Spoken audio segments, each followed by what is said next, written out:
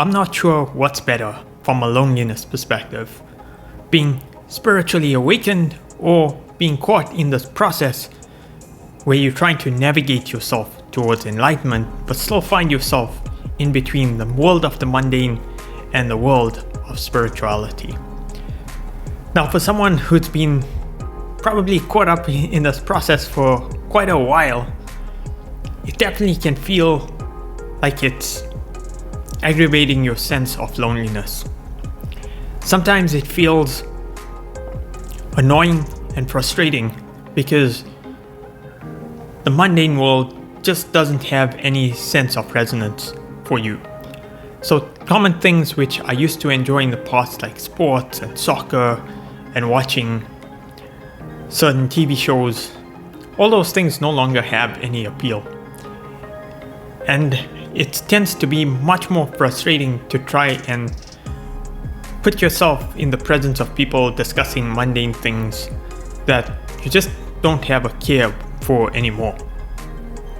On the other hand, you have the people who are enlightened, and you have this deep sense of insecurity because you're nowhere near where they are at. So it can tend to feel like you're not good enough to be able to fit within their space of company. And you also caught up in this process of trying to unfold yourself, so you're still having to peel through many layers of trauma, of personas that you've built up in a way to protect your inner self.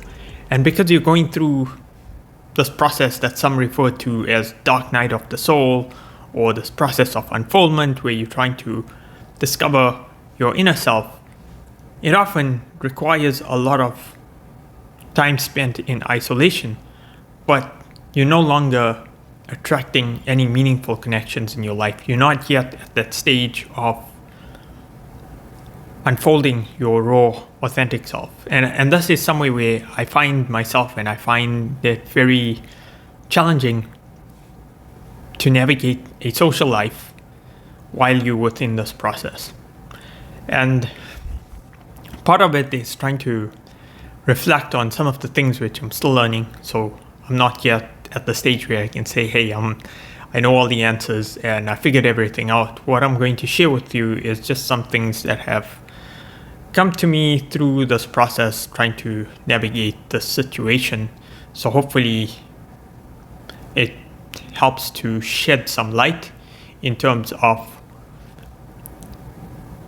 perhaps giving you a bit of inspiration how you could navigate this situation, or maybe there's a sense of resonance and I'm not that crazy for being in the situation that I am in terms of trying to navigate this path. But let's get into these revelations that I've uncovered through this process. So I have 5 key areas that I'm learning. We're still in the process of learning, but I think these 5 factors are very helpful in terms of navigating this deep-seated feeling of loneliness.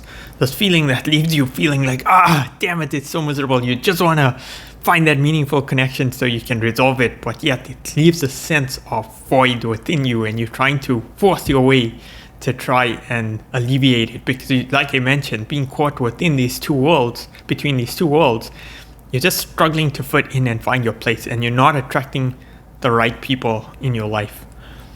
So one of the first lessons that I'm in the process of learning is this learning to go with the flow, learning to let go of this need to force yourself within the situation, to force yourself to fit in, and just learning to go with the flow. Even if you end up in a circumstances where you're surrounded by people talking about mundane crap, just learning to let go of the need to want to fit in, and also at the same time letting go of this notion that none of this is anything that I resonate with, but learning to find some sort of common ground that can allow you to relate to these people. Because oftentimes when we're fighting to force ourselves in, or trying to push people away because they no longer resonate with you, you're going against the flow, and there's more energy expenditure that you're putting out as well. At the same time, you may find that you feel the sense of loneliness to have an even greater impact on your life. So part of what I've recognized is just to learn to go with the flow. Meaning, if you find yourself in that type of situation, rather than making yourself miserable within, try to just accept the situation for what it is and try and make yourself happy within that situation by just letting go of this need to want to fit in or to push people away. Now, I'm in no way saying go out there and just accept being in those type of situations. That's just going to drain your energy. I'm not saying force yourself into mundane relationships just for the sake of filling the void. I'm saying if you are in those situations where you do have some colleagues who do care about talking about the latest sports game or talking about politics or something which we have absolutely no care for, you can still try and just go with the flow. Maybe you don't need to partake in the polarized conversations. All you can do is just nod and have your presence be felt and just let the situation go. It doesn't mean that you need to push yourself deeper and deeper into these mundane relationships. And instead of trying to force yourself into the circles with people who are spiritually enlightened and maybe have no interest in enjoying your company or are potentially not at the same frequency you're at because you're still vibrating lower and you're not yet at that space where you've achieved a high enough vibration so that you might not fit with them. Rather than forcing yourself into those situations, rather spend that time within yourself trying to unfold yourself and do the inner work, because a lot of that calls for loneliness and there's a reason for the loneliness. And sometimes just by accepting the fact that we need to be within ourselves, it allows for the natural unfoldment to take place. There's perhaps a lot of layers that we need to go through and shed, and this is an opportunity rather than something which should be viewed as to your detriment. So something that is so helpful to just conceptualize. If we can just go with the flow and accept the situation for what it is and just allow the normal process to unfold. The second key learning when you find yourself caught between these two worlds is to recognize that this loneliness is probably your best opportunity to strengthen your relationship with God. And it's really that opportunity to delve within and to recognize and have a better understanding of spiritual scriptures and the meaning behind it. Because a lot of times we don't have the time when we're so caught up within the mundane activities, doing all these stupid mundane things like watching sports and watching what's going on with politics. Now you have a lot of time to delve within and to really go within the philosophies. And sometimes some of the things that come through this process of just reflecting is just so astounding. I'm a big fan of the Ramayana, and just the entire story, the epic, is something that has such a great inspiration in my life, and I've always been inspired by the story. And during my time spent in isolation, I spent a lot of time just trying to reflect on the story, reflect on the characters, and what is the true meaning behind it. Because once you want to go down the spiritual rabbit hole, you start to recognize that the way in which religion has been orchestrated may have been misconstrued to some extent in terms of its way in which it's weaponizing it as a means to control people, rather than having the true spiritual fundamentals unfold and have us recognize the deeper meaning in a lot of these spiritual scriptures. And part of this process is just through reflecting and coming up with your own things. I'm not saying what I've recognized through this process is the right thing or it's the wrong thing. I'm not putting any judgments on it, but some of these revelations may be those little nuggets that can take you further in your life and have a lot of these epics have a deeper and more profound meaning in your life. So something that came through for me is just reflecting on this relationship between Lord Ram and Hanuman and having a different perspective on it. And actually, when we think about this from a different perspective, so if we think about Hanumanji as a representation of our ego, and how we should be molding our ego in service of the higher self, being represented by Lord Rama. And that devotion to the higher self is so eloquently depicted within the Ramayana. And if we can, it's just a shift in perspective. I'm not saying this the right way, and some people may be calling me crazy for even thinking this, but if we start to recognize this, then a lot of these epics serve as models in terms of framing our relationship to self, our understanding of spirituality on a deeper level. And maybe you can take it even further from a fractal dimension and trying to think about it from that perspective. So Hanumanji can even be a representation of your soul, and Lord Rama being the representation of God, and having that relationship of part and parcel being our higher self with the ultimate God. And so all these different relationships can help to give us a better contextualization of some of these spiritual scriptures, and maybe it resonates with us with where we are at within our journey on the spiritual path at the time, and it can help take us a little further. Like I said, I'm not here to try and push my views. I'm just saying that these are these little revelations that we get along this journey that can generally be found when we take the time to go within and start reflecting and having a deeper relationship with self and with the spiritual component, and your opportunity to connect to your higher self and to bring the presence of God within your life. And I think this is something that's so fundamentally important, something that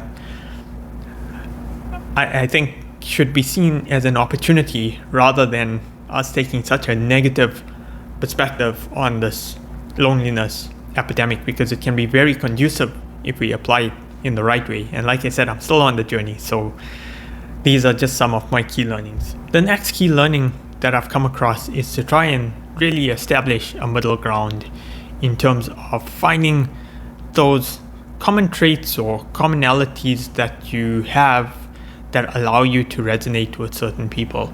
And this can make a profound difference in terms of how you navigate through this loneliness, because it doesn't need to be as isolating. Maybe you don't have the very, very deep, meaningful connections that you really desire, but you can still have some of the casual relationships be structured towards a more conducive type of relationship that helps you overcome these deep feelings of loneliness, so that you can still have a lot of the opportunities to do the work through the isolation that it creates, but at the same time you still have the casual relationships that help to fill a lot of the void, so that it's not destructive in its very nature. So you're almost like creating a sense of constructive loneliness, or constructive isolation, I should rather say. And that is the whole intent of finding the middle ground, finding those things in common day-to-day life that you can resonate with other people on. So think about the mundane activities. Maybe you don't like sports anymore and you have no interest in politics, but it doesn't always need to gravitate around those things. Maybe you enjoy doing running, maybe you enjoy biohacking and all the things that you can do to biohack to create more energy in your life. And it's those sort of other aspects that you can still have a decent conversation with people who are still stuck within this matrix structure and not recognizing a lot of the illusion that's being cast upon them. So trying to find those middle ground, I'm not saying it's going to give you those deep, meaningful connections, but at least it's going to help fill some of the void that you're feeling in your life. So that's something that I think can be pretty helpful if you find yourself caught between these two worlds in your process of awakening yourself spiritually. The fourth item, if you're on this awakening path and you're still in this process and you haven't yet fully realized or stepped into the fifth dimension and are vibrating at a very high level, you may end up focusing a lot on the macro, meaning a lot of your energy is being spent on conspiracy theories, and we all know that these conspiracy theories have a lot of facts to them, but unfortunately it also lowers your frequency a lot, because a lot of it is very negative and tends to sap a lot of your energy out of you because it leaves you feeling miserable. So I don't actually even like calling them conspiracy theories. I just call them things that people who are still entrapped within this matrix society just don't have an awareness of. And when we start to take away this focus on the macro, we can find that we have more energy and focus for the micro, which is the focus on ourselves. Because why expend a lot of our energy on things that are sapping our energy? Like if we focus on a lot of the corruption and the illusion structure, and we start to get so miserable about it because we're like, why can't these people wake up? Don't they see the reality that we're living in this falsely created illusion and the world doesn't need to be this way? And you end up getting so frustrated because you know this matrix structure makes absolutely no sense. Why are people living like slaves when the world is so abundant, yet we have these structures of the economy and that are just meant to control people? Like, your energy gets so depleted by, and if we can just learn to shift our focus away from this macro, just let it all go, let it be, let people go crazy with the conventional system and with entertaining themselves through this matrix structure. You turn your focus to the micro, because when you're still caught up within this process of unfolding, it requires a lot of energy and focus to be spent within, a lot of energy that is needed to unfold yourself, to peel through those layers, to self-reflect. And if we can just shift that energy back on doing the inner work, that can help us to a huge extent to overcome a lot of the issues that we're facing. It can help us in our awakening process. It can help us, give us more energy towards doing the shadow work to try and recognize and work through the inner traumas. So I think that's really important, is to shift our focus away from the macro and shift it towards the micro, because it's in the micro that the magic work takes place, because that's when we shift the focus to ourselves. We shift the focus towards doing the inner work and to being with a lot of the traumas that are haunting us and serving as repeating patterns within our life that are dragging our life lower. Because it's hard to help the world around or even be helpful to the world outside if you haven't done the inner work. If you haven't done the inner work and you're still broken within, or you still have a lot of traumas to deal with, we're just wasting energy trying to focus on the macro. When you awaken to a lot of the illusion structure, you spend so much energy. I spent so much energy delving down this rabbit hole, trying to understand what the hell is going on. My entire reality shifted. But I think it's important to go through that, to have your reality shifted and to recognize a lot of the illusion structure. But at the same time, it's no use continuing to over-rotate on a lot of this. Once you've found out the facts and you've integrated it within your understanding, it's time to shift. It's time to now work on yourself and try and move yourself forward, because it's no use focusing more energy on these aspects, because that's only going to drain you, because a lot of it is very negative. It is very draining on your energy. So trying to shift that focus back to yourself and doing the work is going to help allow you to be a more compassionate person. And then when you go outside, you're going out into the world with a totally different mindset, from a healed position, rather than being still wrapped up within a lot of these traumas and not really being helpful to the world. Because it's no use trying to convince people who are not yet there. You're going to waste a lot of energy. And I found myself in that space, wasting so much time trying to shake people or convince them to see the reality of what's taking place. But unfortunately, it doesn't work that way, and they're just not there yet. And maybe it's just not their time to recognize a lot of the illusion.